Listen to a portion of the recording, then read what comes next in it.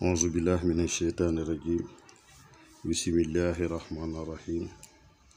Wassalatu wassalamu ala sayyidina Muhammad nabiyil habibi wa ala alihi wa sahbihi ajmain. Rabbi ishrah li sadri wa yassir li amri wahlul uqdatan min lisani yafqahu qawli. Mes chers amis abonnés, tous ceux qui nous suivent sur les réseaux sociaux, en l'occurrence YouTube et Facebook, nous sommes revenus pour vous faire une émission sur un thème en astrologie, en géomancie. Il s'agit d'un garçon né le 13/12/2007 qui nous a demandé de lui faire son thème en astrogéomancie pour voir ses chances de réussite, parce qu'il veut devenir un footballeur professionnel. Il est sénégalais, il veut aller en Europe, il veut faire des tests pour devenir un footballeur professionnel. De toute façon, nous avons fait son thème natal. Il est né le 13/12/2007. Avant tout, nous vous demandons de vous abonner et de faire des partages pour pouvoir nous suivre, surtout dans des thèmes très pertinents en astrogéomancie. Donc, il est né un 13/12/2007. Immédiatement, on peut savoir qu'il est Sagittaire et ascendant Lion. Donc, comme on a l'habitude de le faire, il faudra voir maintenant ses secteurs de chance en voyant deux planètes qu'il faut suivre pour voir localiser ses chances. En l'occurrence, le petit bénéfique qui est Vénus et le grand bénéfique qui est Jupiter. En dressant son thème, on a vu que le petit bénéfique qui est Vénus est en maison 5, chose qui est extrêmement importante pour pouvoir déterminer la chance de l'individu en matière de loisirs et de jeux. Parce que la maison 5 est la maison des loisirs et des jeux. Donc on voit que son Vénus natal s'est logé immédiatement en maison 5. Chose qui est très très importante pour la suite de la chose en question. À savoir s'il veut devenir, comme il veut devenir footballeur professionnel, sa chance de réussite. Donc en maison 5, on a Vénus. Et quand on regarde la position de Jupiter, qui est son Jupiter natal, on le trouve en maison 4. Alors que c'est un Sagittaire, son soleil se trouve donc en Sagittaire. En l'occurrence, on voit Jupiter aussi qui vient se loger en Sagittaire. Et tout ceci en maison 4. Donc le foyer, la maison du père, la maison social de l'individu. Donc on voit Jupiter dans son social en 4. Il a d'autres planètes aussi qui viennent se loger en maison 4, comme Mars, que nous avons ici. Mars, il y a Mercure, la planète de l'intellectuel. Donc le soleil, on l'a dit, comme il est du signe Sagittaire, qu'on a vu en haut. Donc le soleil vient encore se loger en maison 4. Donc on peut dire que dans sa maison 4 a 4 planètes. Mais ce qui veut dire qu'il a de très fortes chances pour avoir ce qu'il veut.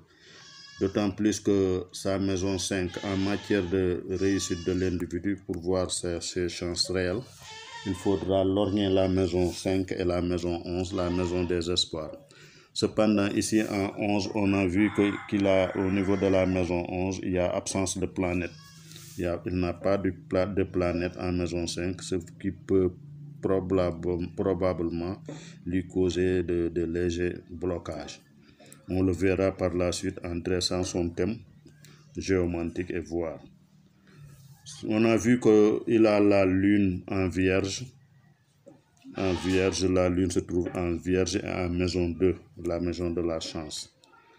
Et qu'au moment de la traversée de la lune, il faudra aussi voir les caractéristiques, c'est-à-dire la lune, quelle planète il va croisé en premier lieu au cours de sa rotation.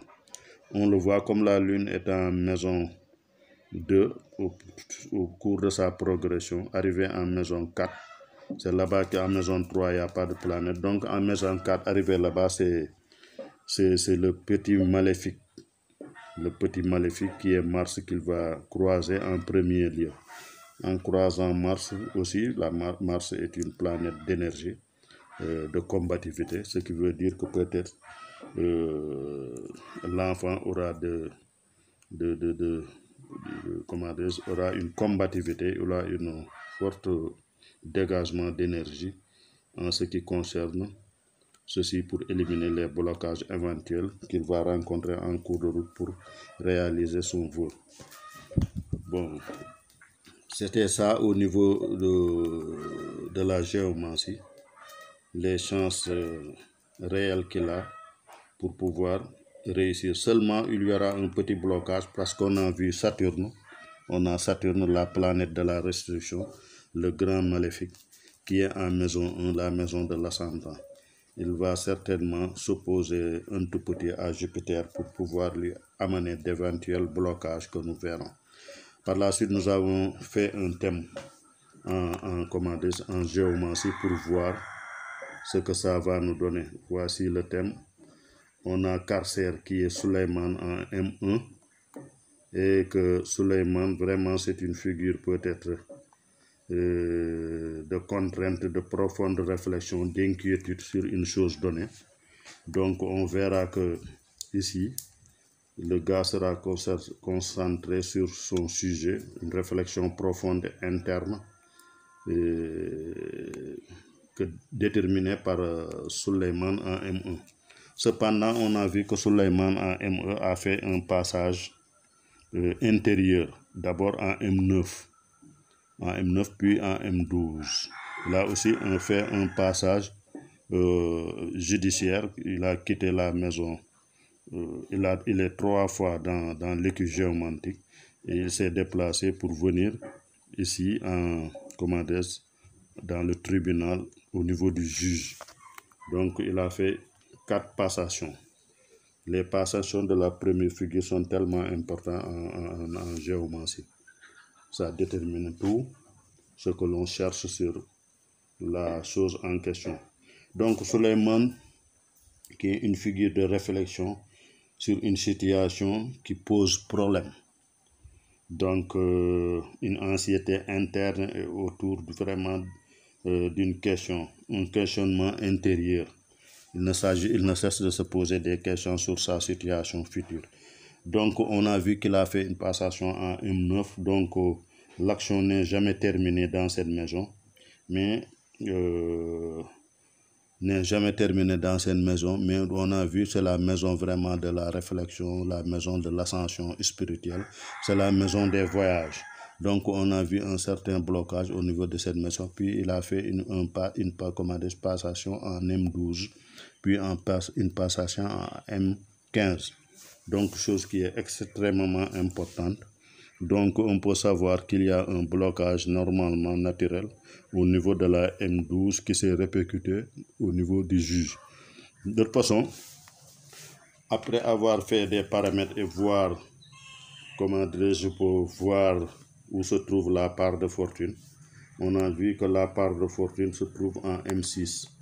D'après les paramètres qu'on a fait pour voir où se trouve la part de fortune, et que la part de fortune se trouve en M6. Donc la part de fortune qui se trouve en M6 que vous voyez ici, c'est Nord qui est en M6.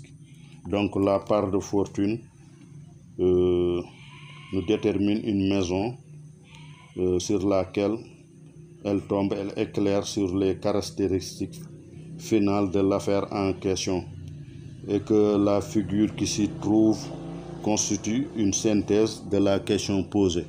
Donc si nous voyons ici Nord qui est là et qui est une figure de victoire et dont il remportera toujours la victoire, mais toujours il va sortir la tête de l'eau.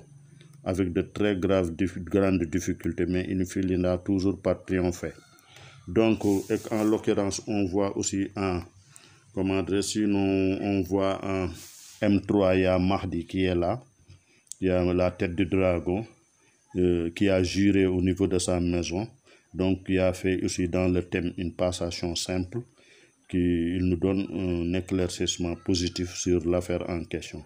Et que la figure qui devait là en M2, Adama, qui est naturellement en M2 avec au niveau de la chance de l'individu, on voit qu'il s'est déplacé ici au niveau de la maison 5, la maison des loisirs qu'on vous disait tout à l'heure en astrologie.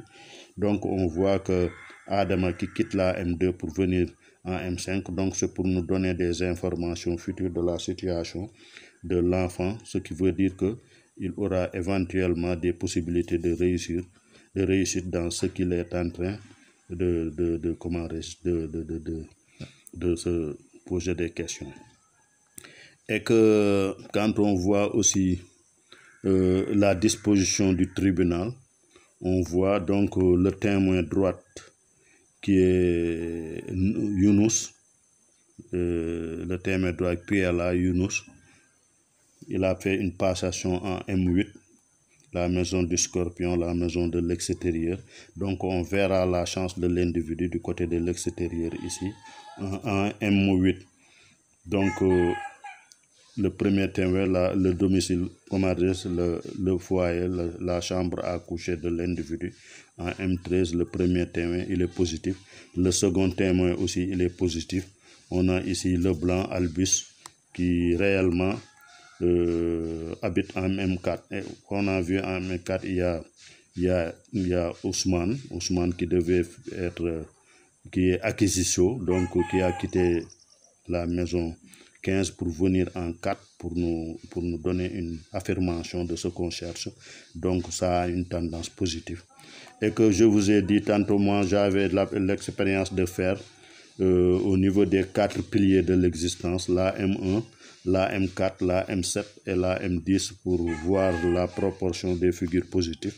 On voit que dans l'axe M1 à M4, M7, M10, on a ici 3 sur 4, une moyenne de 3 bonnes figures sur 4 figures possibles. Donc seulement la M1 est négative. Donc si on fait le rapport dans l'équipe géomantique, là, on fait la part de bonnes figures et de mauvaises figures. Bon, bien que toute figure joue son rôle prédominant dans un thème, on qualifie certains de mauvais, certains de bons, donc de bonnes figures. Donc si on voit la différence entre le rapport, on fait le rapport entre bonnes et mauvaises, on a une moyenne de 8 sur 12 bonnes figures. Bon, donc vous voyez, il y a Mahdi ici 2, 3, 4, 5, 6, 7 ici en Idrissa et 8 donc dans la maison de l'espoir. Donc ici dans la maison de l'augmentation, dans la maison du service, on a vu ici, il y a Albus qui est là et qui a fait une passation entre, que vous voyez ici, il a fait une passation de la M7 en M10 et la en M14. Donc ces 3 passations qu'il a fait. Là on assiste à une passation vraiment oraculaire. Il a quitté une des figures de l'équipe géomantique pour venir faire une passation dans le tribunal. Donc toutes les 3 figures qui se trouvent au niveau du tribunal ont fait des passations judiciaires, quoi. Ils ont quitté l'équipe géomantique pour venir faire une passation au niveau des tribunaux. Il y a ici Carcer qu'on a vu qui a fait sa passation de M1, dont je vous disais M9, M14, M12 du moins et M15. Donc si on voit la situation de la part de fortune, donc en M6, on a une tendance positive, bien que en M12, quand on a Carcer ici en 12, on a toujours des préoccupations mystiques, peut-être pour des bains mystiques et faire des sacrifices que l'individu peut faire à travers ces 2 figures pour pouvoir vraiment libérer sa route et avoir de très fortes chances pour la réussite finale. Parce que avec des combinaisons, on fera savoir les bains mystiques qu'il devrait faire et les sacrifices normalement qu'il a à lever pour que vraiment au niveau de M9 ici, la route soit libérée. Puisque on a vu le rapport 3 sur 4 éléments positifs, 8 sur 12 dans l'équipe géomantique. Donc c'est des caractéristiques très importantes pour pouvoir libérer Carcer qui a fait un blocage ici. Mais avec Mahdi, on saura que la victoire sera au bout de l'effort et que l'individu ne va pas pouvoir s'en sortir, Inch'Allah. N'oubliez pas de vous abonner pour pouvoir nous suivre dans nos différentes sorties. Nous vous rappelons aussi qu'on a créé un groupe WhatsApp à travers notre numéro WhatsApp que vous verrez en dessous et qu'on livre des cours en astrogéomancie. Pour celui qui le veut, les inscriptions sont à 10 000 francs et que les mensualités sont à 5 000 francs pour pouvoir étudier les arts divinatoires qui est l'astrologie et la géomancie qui est l'ilmul nujum. Donc c'était ça qu'on avait à vous présenter et on se donne rendez-vous sous peu de temps, Inch'Allah. Donc merci, au revoir.